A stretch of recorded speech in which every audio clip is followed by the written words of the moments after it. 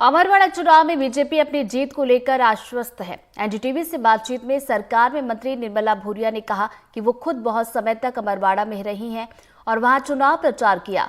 अमरवाड़ा में बीजेपी की पूरी तरह से लहर है और बीजेपी प्रत्याशी कमलेश शाह दोबारा चुनाव जीतकर आ रहे हैं।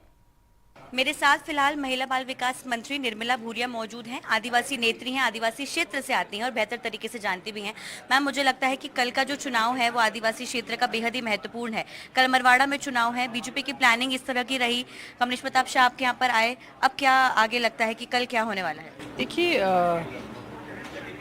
छिंदवाड़ा जो जिला है वो किसी ज़माने में माना जाता था कांग्रेस का गढ़, लेकिन वहाँ हमारे सांसद भी जीत के आए हैं और पिछली बार भी हमारे विधायक थे। और अमरवाड़ा सीट जो है वहाँ उपचुनाव है अभी, और मैं खुद भी वहाँ होके आई हूँ, तो निश्चित तौर पे वो सीट हम लोग जीत करके आएंगे।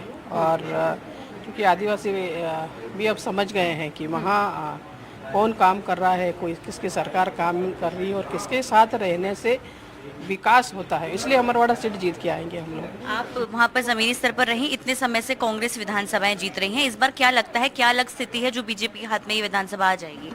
ये आ जाएंगी ना, क्योंकि विकास भारतीय जनता पार्टी की योजनाएं ऐसी हैं और वो धरातल पे जा रही हैं और लोगों को उनका फ़ायदा, उनको उस उन योजनाओं का फ़ायदा मिल रहा है।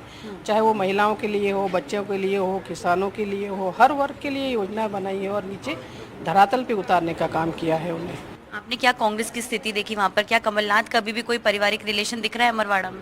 देखिए, मुझे तो ऐसा कुछ दिखा नहीं और निश्चित तौर से हम जीत के आएंगे। निर्वाचन आयोग ने शिकायत की है आप बीजेपी की कि रामनिवास रावत को मंत्री बनाकर अमरवाड़ा उपचुनाव को प्रभावित करने की कोशिश की जा रही है। नहीं, ऐसा कुछ नहीं है, ऐसा कुछ नहीं।